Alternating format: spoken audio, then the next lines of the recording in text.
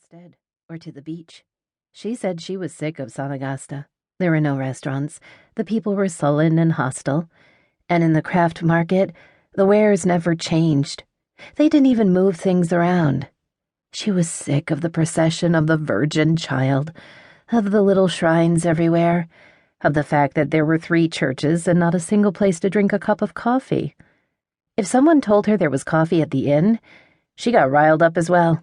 She was sick of the inn, sick of its owner, Elena, whose excessive friendliness struck her as false and conceited.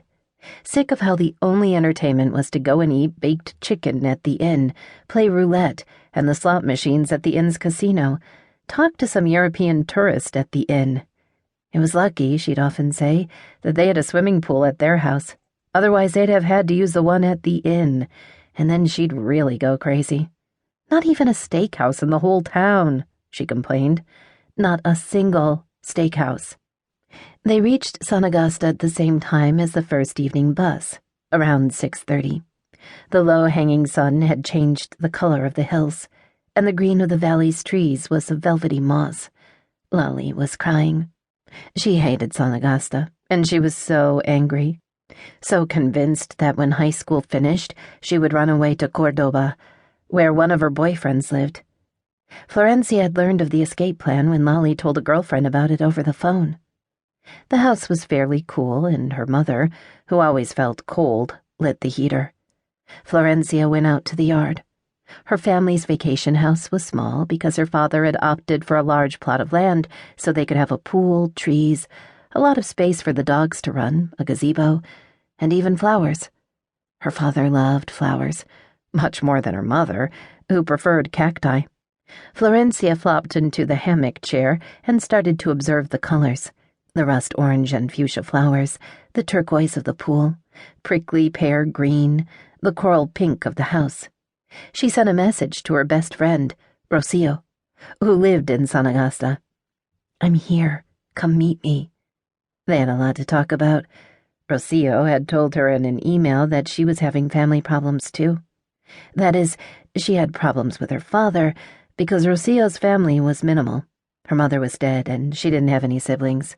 Rocio messaged that they should meet at the kiosk, which was open by then, and without telling anyone, Florencia went running out, a little money in her pocket so she could drink a Coca-Cola. Of all the things she liked about Sanagasta, one of her favorites was being able to come without her parents getting angry or scared. There was a smell of burning in the air, probably a bonfire of fallen leaves. It was the nicest moment of the day. Rocio was waiting for her, sitting in one of the plastic chairs at the kiosk where they served sandwiches and empanadas at night. She was wearing frayed jean shorts and a white shirt, and her backpack was under the table. Florencia kissed her on the cheek and sat down, and as she did, she couldn't help glancing at her friend's legs, their golden down that in the afternoon light looked like spilled wax. They ordered a 2-liter Coke, and Florencia told Rocio to spill everything. For years, Rocio's father had worked at the inn as a tour guide.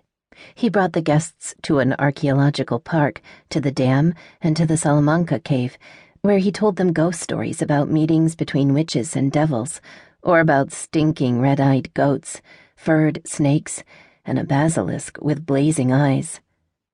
He was the star employee and was treated accordingly. He used Elena's 4x4 when his truck broke down. He ate free at the restaurant whenever he wanted. He used the pool and the foosball table without paying, and around town people said he was Elena's lover. Rocio denied it, saying her father wouldn't get mixed up with his boss. Not that snooty woman. Florencia had gone on all the tours with Rocio and her father. He was an incredible guide, caring and kind. He was so fun that you didn't get tired even though you were climbing hills under a terrible sun.